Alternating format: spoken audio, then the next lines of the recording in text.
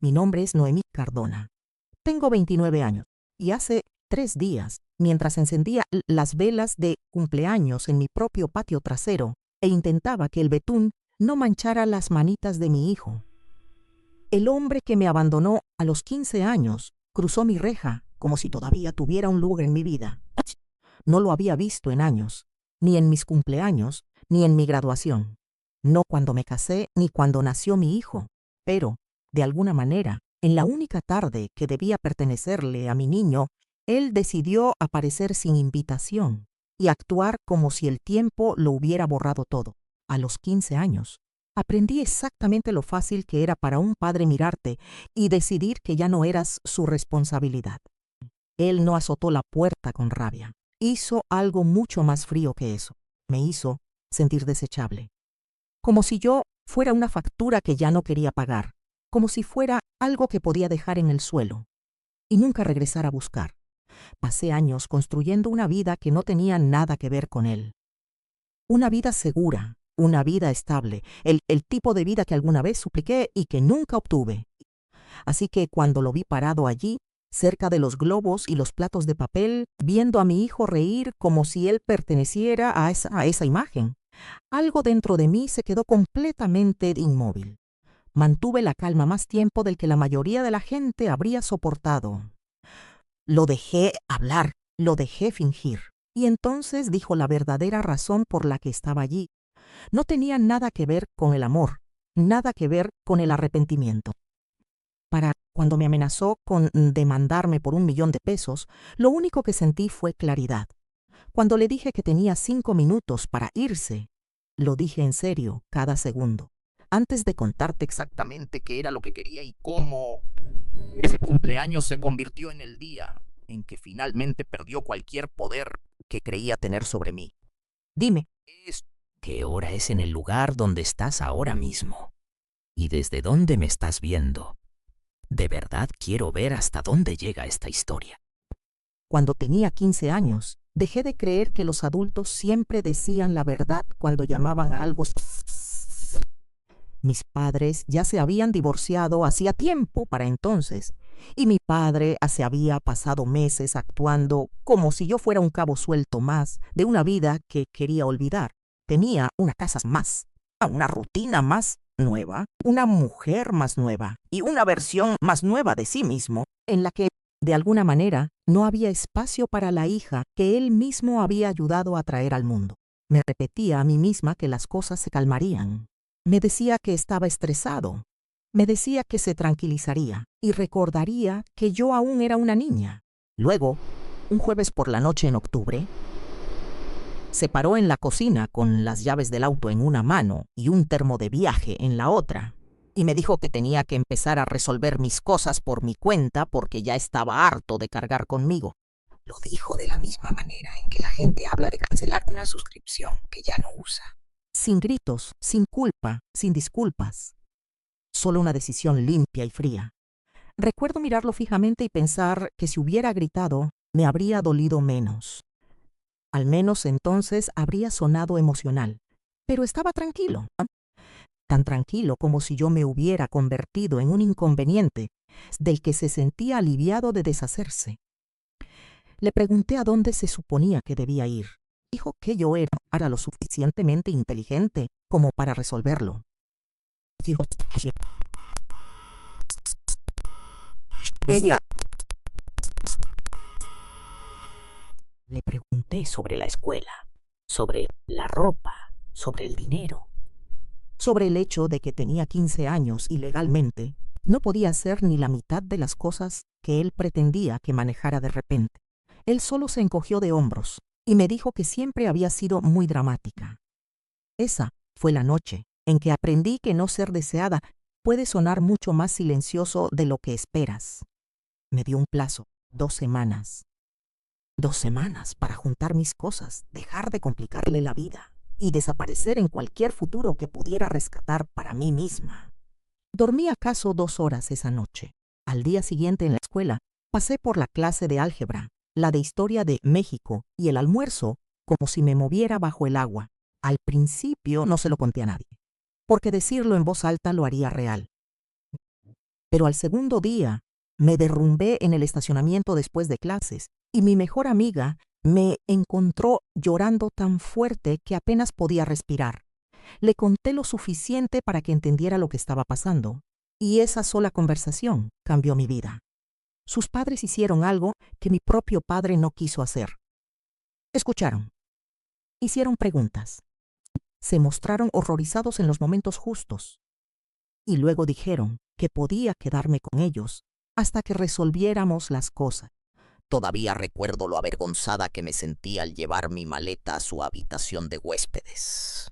No dejaba de dar las gracias, una y otra vez. Prometía constantemente que no sería una carga. Esperaba a cada momento que alguien cambiara de opinión. Nadie lo hizo. Terminé la preparatoria viviendo en esa casa.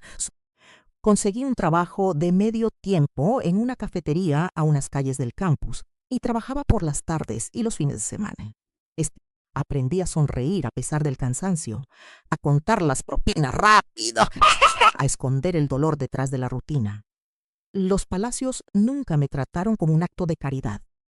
Me trataron como a un adolescente que merecía una estructura, una cena caliente y un lugar seguro para dormir. Eso suena básico hasta que crece sin tenerlo. Mi padre nunca llamó para ver si había llegado a la escuela. Nunca preguntó si necesitaba botas para el frío. Nunca fue a una junta de padres. Nunca me mandó un mensaje en mis cumpleaños, a menos que le beneficiara fingir que le importaba. Una o dos veces envió un mensaje que decía cosas como «Espero que estés bien». E incluso esos se sentían menos como amor y más como control de daños para su imagen. Para cuando cumplí 18 años, dejé de esperar que se convirtiera en otra persona. Tomé clases en una universidad local porque era lo único que podía pagar. Me transferí más tarde. Construí mi vida paso a paso, con decisiones prácticas. Nadie vino a rescatarme. Me volví disciplinada. Me volví más astuta. Me volví muy buena para sobrevivir a la decepción. Lo que pasa al crecer de esa manera es que te vuelves cuidadosa con la alegría. No asumes que las cosas buenas van a durar. Aprendes a protegerlas. Por eso lo que pasó en el cumpleaños de mi hijo me dolió tanto. Nunca se trató solo de una fiesta. Se trataba de que había pasado 14 años construyendo exactamente el tipo de vida segura que mi padre alguna vez actuó como si yo no mereciera. Para cuando cumplí los 20, la supervivencia finalmente empezó a convertirse en estabilidad. Me transferí de la escuela local a la Universidad Autónoma de Querétaro, terminé mi Carmente y me convertí en orientadora escolar. Quizás ese trabajo tenga todo el sentido del mundo si conoces mi historia. Los niños se dan cuenta cuando eres el tipo de adulto que habla en serio cuando dice que está ahí para apoyarlos. Las familias en crisis también lo notan. Solo que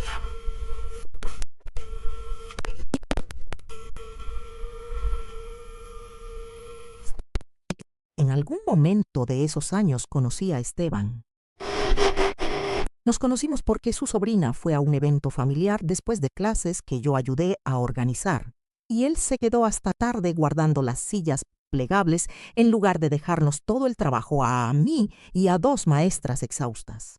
Era divertido sin esforzarse demasiado, paciente sin hacer un espectáculo de ello, Y el primer hombre que conocí que hacía pareciera algo natural. natural. Cuando le hablé de mi padre, no se apresuró a darme consejos ni a decirme que debía perdonar y seguir adelante. Solo dijo que lo que me había pasado estaba mal y que nadie debería tener que ganarse el cuidado básico a una edad tan temprana. Supe que lo amaba antes de admitírmelo a mí misma. Nos casamos 4 años después, un sábado lleno de viento en Querétaro, con amigos cercanos, los Palacios, y un pequeño grupo de personas que se sentían como una verdadera familia. Mi padre no estuvo allí, no fue invitado. No lo extrañé. Luego llegó Mateo. Puro cabello rizado, risas y preguntas interminables. Ahora tiene 5 años. Y cada cumpleaños con él.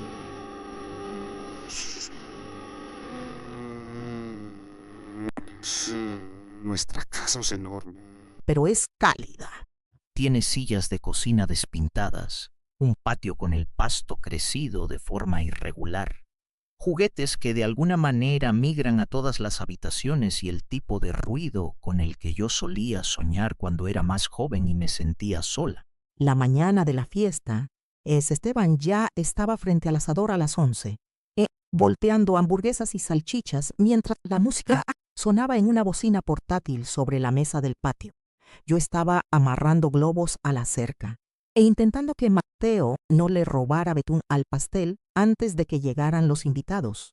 Había cajitas de jugo en una hielera, platos de Papel apilados en la mesa de jardín y uno de esos inflables gigantescos que hacen que los niños se vuelvan locos de alegría en cuanto los ven. Era sencillo, ruidoso, un poco caótico y perfecto. Llegaron nuestros vecinos. Vinieron algunos padres de la guardería de Mateo. 2 de mis compañeras de trabajo trajeron a sus hijos. Ximena Palacios llegó con una bolsa llena de regalos envueltos y exactamente la misma sonrisa divertida que usaba desde que éramos adolescentes. Lorena me abrazó con tanta fuerza que casi lloro, y Gregorio cargaba las sillas plegables como si el universo lo hubiera asignado oficialmente a la logística de la fiesta. A eso me refiero cuando hablo de la familia elegida, la gente que se quedó, la gente que construyó contigo, las personas que nunca te hicieron audicionar para ganarte su cariño. Unos meses antes de esa fiesta noté algo extraño en internet. Mi padre había encontrado una de mis fotos familiares públicas y le había dado me gusta. Luego a otra y a otra más, sin mensajes, sin explicaciones. Solo esas pequeñas huellas digitales que se sentían más invasivas que afectuosas. Las ignoré. No tenía ningún interés en volver a abrir una puerta que me había tomado años sellar por completo. Un primo con el que apenas hablaba me envió más tarde un mensaje vago preguntándome cómo estaba y si todavía vivía en la zona de Querétaro. Eso también se sintió conectado. También lo ignoré. Había aprendido hace mucho tiempo que cuando la gente de ese lado de la familia de repente recordaba que yo existía, por lo general significaba que querían algo. Aún así, no pensé que realmente fuera a aparecer. Incluso las personas egoístas suelen entender que la fiesta de cumpleaños de un niño no es el lugar para organizar un regreso. Le di demasiado crédito. Alrededor de la 1:30, mientras los niños corrían por el jardín y los padres se reían cerca del asador, la reja lateral rechinó al abrirse. Me miré hacia allá porque algo dentro de mí se tensó incluso antes de verlo por completo. Se veía más viejo, por supuesto, con más canas en las sienes, líneas más profundas alrededor de la boca, un poco más pesado de la cintura, pero lo reconocí de inmediato. Mi padre estaba parado allí, de mi patio trasero, sosteniendo un papel de China de caricaturas. como si eso lo hiciera encajar. Durante un segundo extraño, todo siguió moviéndose exactamente igual que antes. Un niño gritó de risa en el inflable. Alguien le preguntó a Esteban dónde había comprado el asador. Una servilleta de papel voló sobre el pasto. Y entonces mi padre le sonrió a mi hijo como si tuviera de todo el derecho del mundo de estar allí. No corrí hacia él. No hice una escena. Años antes, tal vez me habría congelado o entrado en pánico, pero la maternidad cambió algo dentro de mí. Cuando tienes un hijo, tu miedo se vuelve menos importante que tus instintos. Mi primer pensamiento no fue sobre cerrar ciclos ni sobre la ira. Fue sobre el control. ¿Qué tan cerca estaba de Mateo? ¿Cuánta gente estaba mirando? Sí, se... O sea... Levantó ligeramente la bolsa de regalo como una ofrenda de paz y dijo, ahí está ella. Luego miró detrás de mí hacia Mateo y agregó, y ahí está mi nieto. Esas palabras cayeron mal de inmediato, no porque fueran técnicamente falsas, sino por el derecho absoluto con el que las pronunció. Él no preguntó, él reclamó. Esteban ya había notado el cambio en mi rostro. Caminó desde el asador, puso una mano suavemente sobre mi espalda y saludó con esa voz tranquila, suya que puede darte la bienvenida o advertirte, dependiendo de lo que te hayas ganado. Mi padre se presentó como si todos nos estuviéramos conociendo, bajo circunstancias normales. Actuó como si 14 años de abandono hubieran sido solo una racha difícil que la familia ya había superado de forma natural. Le dijo a Esteban que se alegraba por nosotros. Me dijo que había estado queriendo buscarme. Nos dijo que el tráfico había estado peor de lo esperado, lo cual habría sido algo absurdo de decir si realmente hubiera estado invitado. Recuerdo haber pensado que algunas personas mienten tan seguido que empiezan a sonar casuales, incluso cuando están invadiendo el espacio ajeno, tanto emocional como físicamente. Le dije a Mateo que se quedara junto al inflable con sus amigos y me alejé unos pasos de la multitud. Acompañó, pero le hice una seña negativa con la cabeza. Muy levemente, no porque quisiera encargarme de esto sola, sino porque quería ver qué tan lejos llegaría mi padre cuando pensaba que todavía tenía acceso a mí. Me siguió hacia la esquina más lejana del patio, cerca de la cerca, donde el ruido de la fiesta se suavizaba lo suficiente como para hablar en privado. De cerca podía oler su colonia barata y un estrés rancio.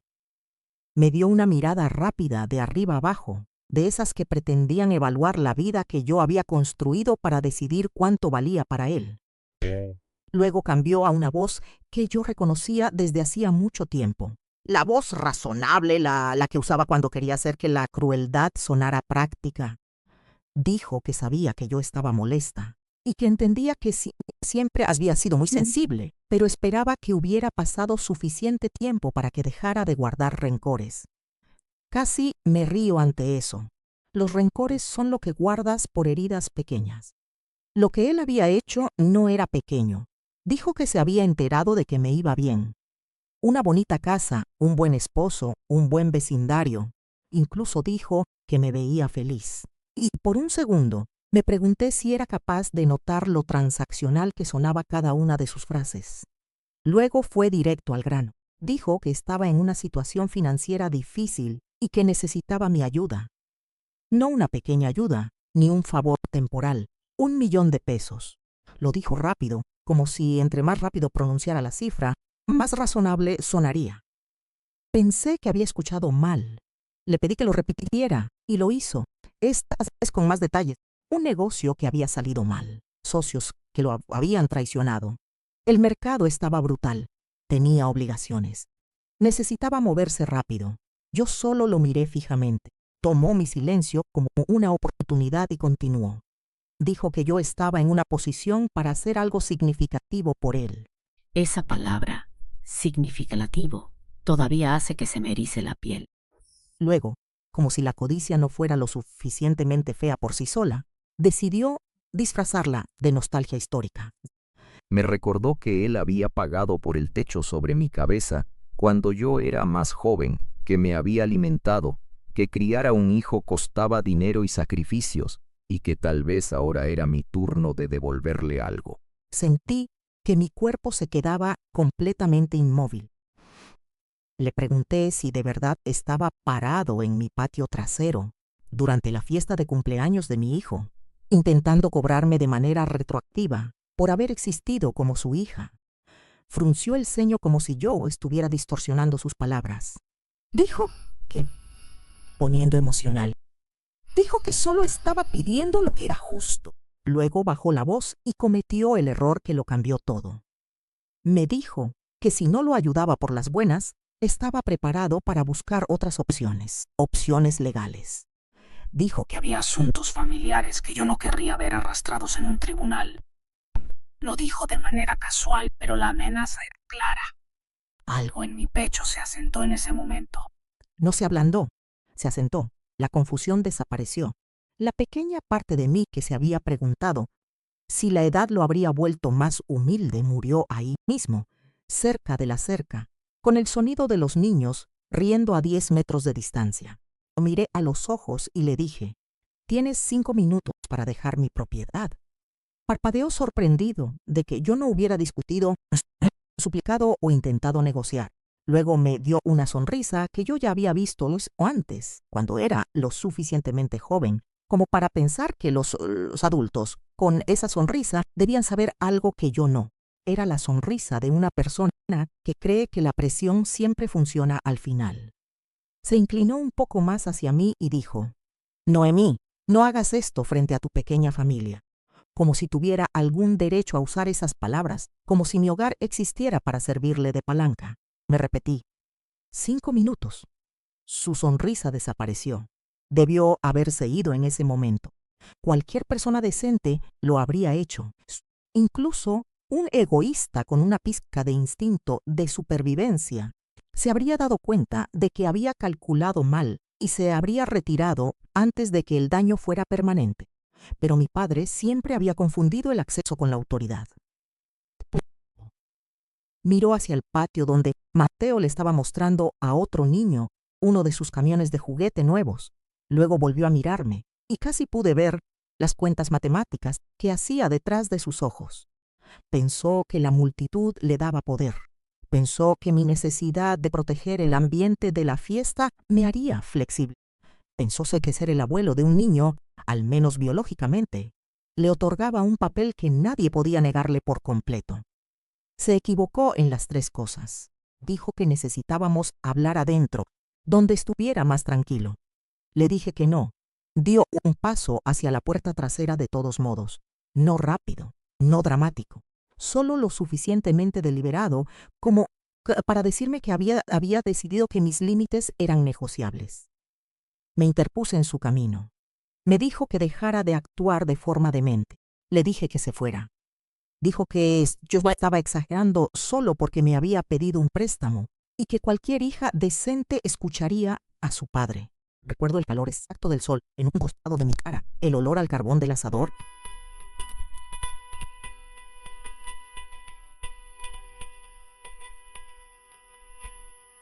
Mientras el hombre que me había abandonado intentaba abrirse paso a la fuerza en mi vida. Esteban comenzó a caminar hacia nosotros en el segundo en que vio a mi padre enfilarse hacia la casa.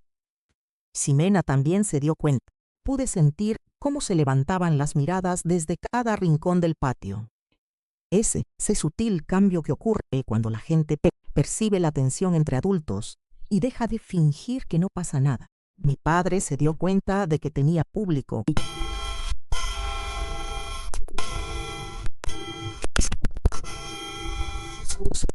Para que Esteban lo escuchara,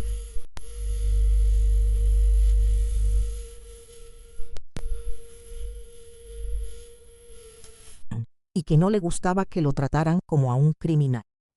Fue entonces cuando comprendí que estaba intentando atraparme en mis propios buenos modales. Si yo mantenía la voz baja, él podría actuar como la víctima. Si la levantaba, podría actuar como el ofendido.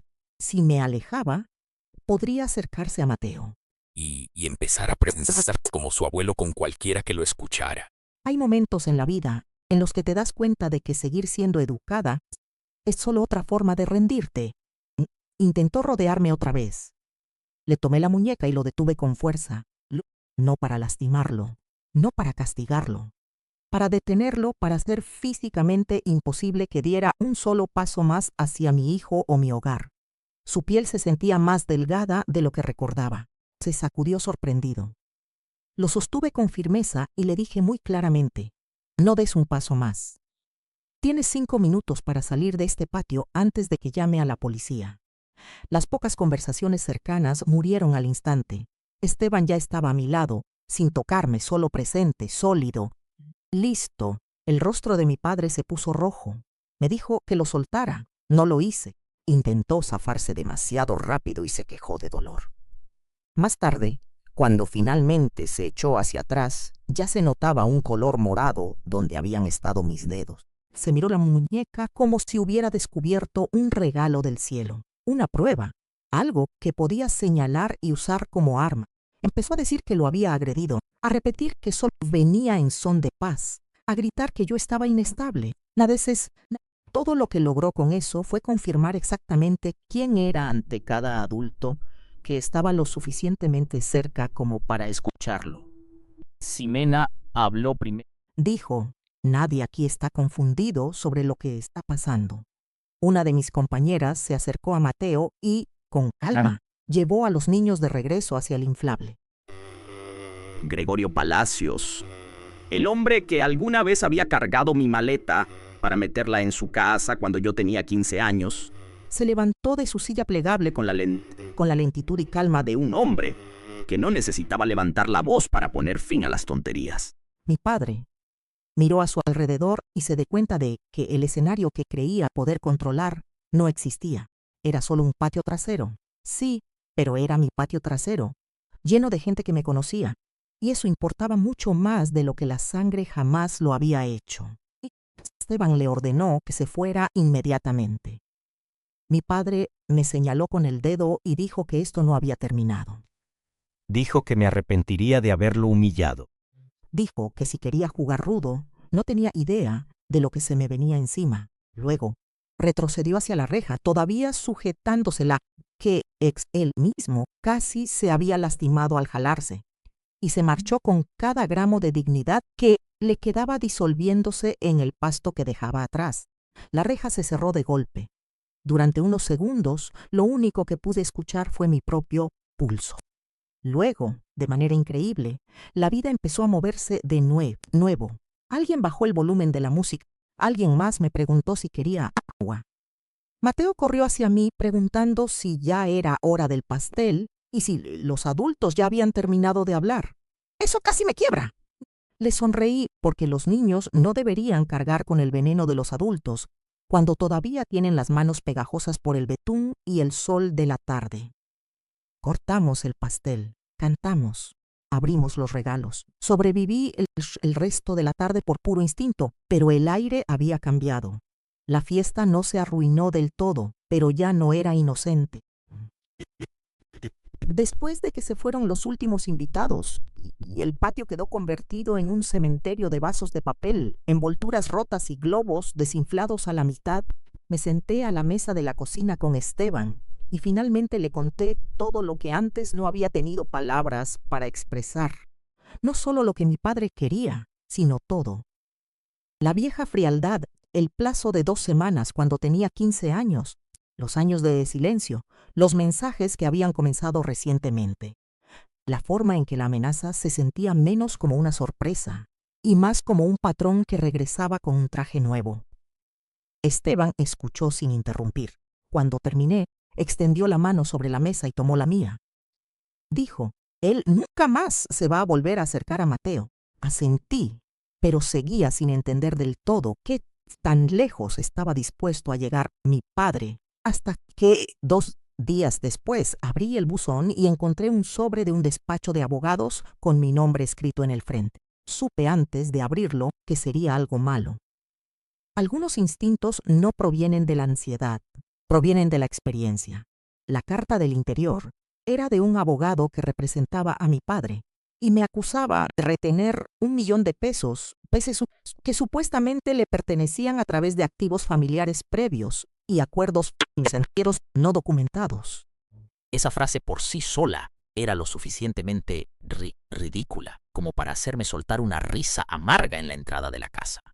Acuerdos financieros no documentados. En otras palabras, ficción formato legal. Pero el resto de la carta no tenía tanta gracia. Afirmaba que estaba preparado para llevar el asunto a instancias formales si yo no cooperaba. Sugería daños y perjuicios. Implicaba engaño.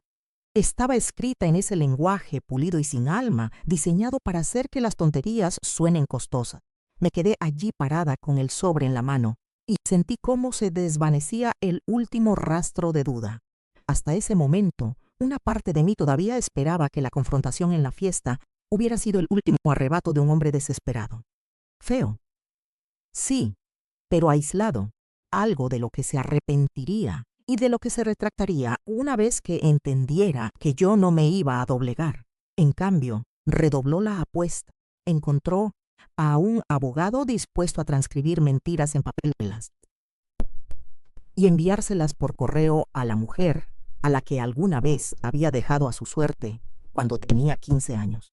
Levé la carta adentro y la puse sobre la barra sin decir una palabra. Esteban la leyó.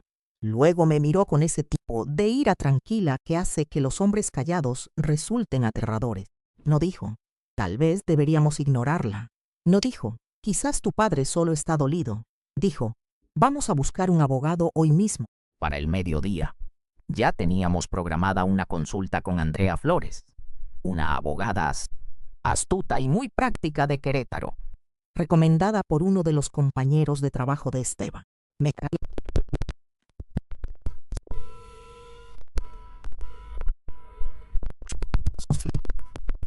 Leyó la carta, hizo un par de preguntas para aclarar las cosas y dijo exactamente lo que yo necesitaba escuchar.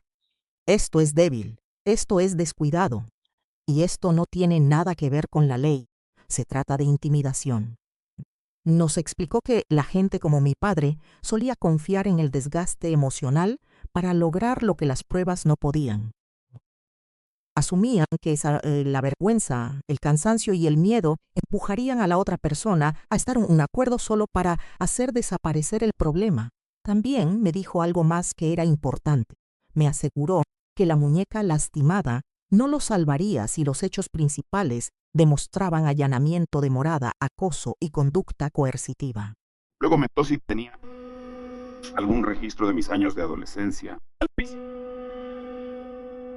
Sí, entonces empezó a abrir casos. Todavía conservaba correos antiguos de la escuela. Aún tenía una copia escaneada del familiar.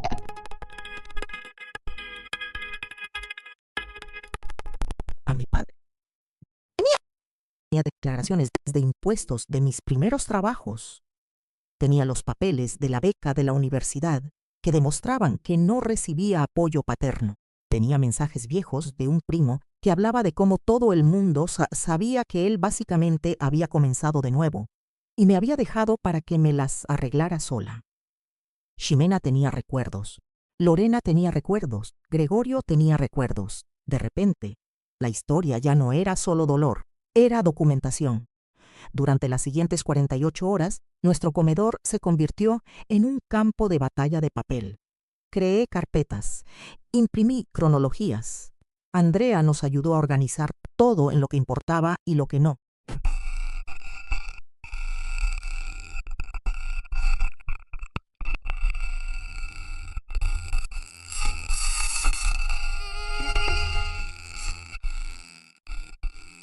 Y mientras hacíamos eso, él comenzó a llamar desde números bloqueados. No todo el tiempo, pero sí lo suficiente. También dejaba mensajes de voz. El primero era arrogante, el segundo sonaba casi suplicante. Para el tercero, estaba furioso, diciendo que yo lo estaba obligando a esto y que debería haberlo ayudado como la familia ayuda a la familia.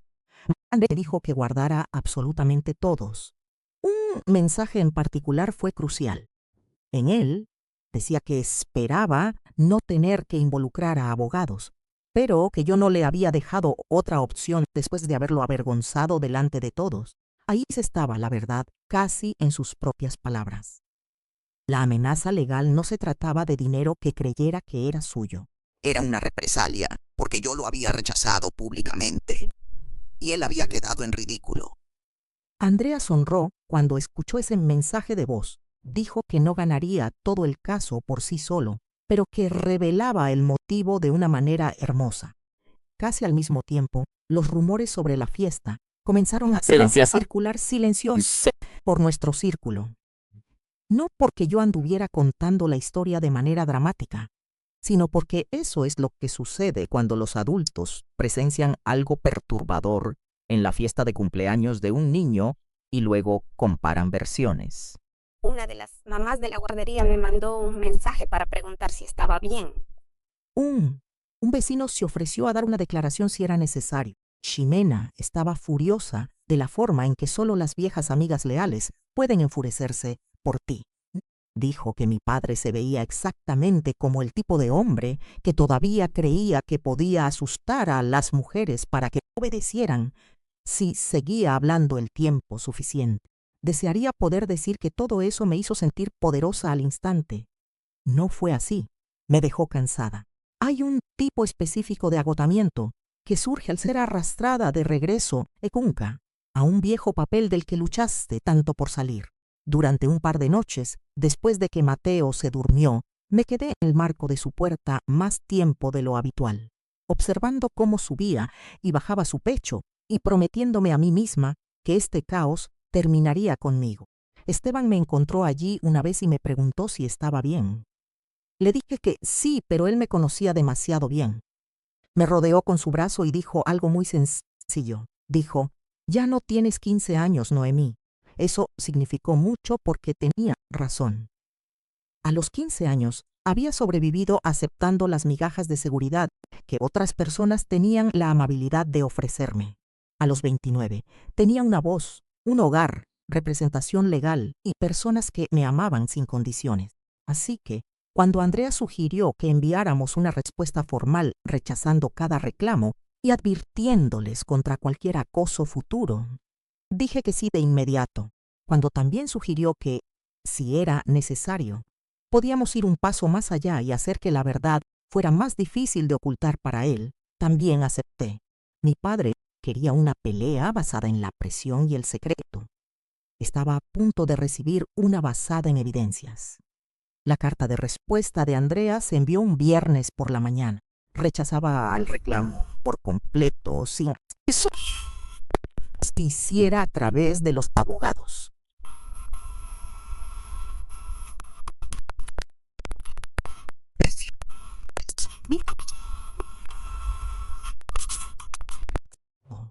Por primera vez desde que él había entrado a mi patio, sentí algo parecido al alivio. No porque la situación hubiera terminado todavía, sino porque finalmente había salido de las sombras, que es donde los hombres como él hacen mejor su trabajo. Aún así, conocía a mi padre. Odiaba perder en privado casi tanto como odiaba perder en público.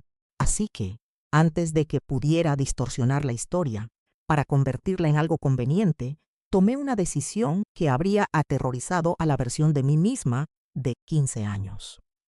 Dije la verdad, no en una publicación llena de gritos, ni en un berrinche desordenado, solo la verdad. Escribí un relato tranquilo y directo para mi página personal de Facebook, explicando que el hombre que me había abandonado cuando era adolescente se había presentado sin invitación en la fiesta de cumpleaños de mi hijo, exigiendo $1.000.000, amenazando con emprender acciones legales cuando me negué, y ahora presentaba una demanda falsa después de años de haber abandonado cualquier responsabilidad paterna real. No exageré, no lo insulté, no le dije a la gente qué pensar, no incluí nada privado sobre mi hijo. Solo conté la verdad de la forma en que los adultos lo hacen cuando finalmente dejan de temer lo feo que eso hace ver a otra persona. Luego cerré la sesión y puse mi teléfono boca abajo sobre la mesa. Las reacciones comenzaron más rápido de lo que esperaba. Mis amigos de la universidad comentaron primero, luego los vecinos, después personas de la comunidad escolar y luego personas que habían conocido partes de la historia durante años, pero nunca todo junto. Hubo algunos mensajes que me calaron hondo. Uno vino de una madre a la que apenas conocía, quien me dijo que se alegraba de que mi hijo creciera, viendo cómo se establecen límites saludables. Otro vino de una exalumna que ahora estaba en la universidad, quien me escribió que todavía recordaba cuando yo le decía que el amor sin seguridad no es amor real. Me quedé sentada, leyendo esas palabras con lágrimas en los ojos, porque a veces las lecciones que pasas años enseñando a otros son las mismas que tú todavía tienes que elegir para ti misma. Para esa noche, los parientes lejanos también habían comenzado a comunicarse conmigo. No todos de buena manera. Algunos querían que borrara la publicación porque los asuntos familiares deben quedarse en privado. Ese argumento siempre me ha parecido curioso.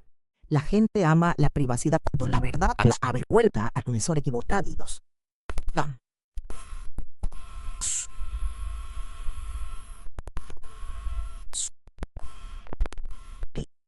Uno incluso dijo que mi padre ya había quemado puentes con la mitad de las personas a su alrededor por cuestiones de dinero y orgullo mucho antes de que viniera a buscarme a mí. Entonces llegó la consecuencia que él nunca vio venir. La mujer con la que había construido su vida más reciente se puso en contacto conmigo en privado. Su mensaje fue breve, consternado y cauteloso. Dijo que sabía.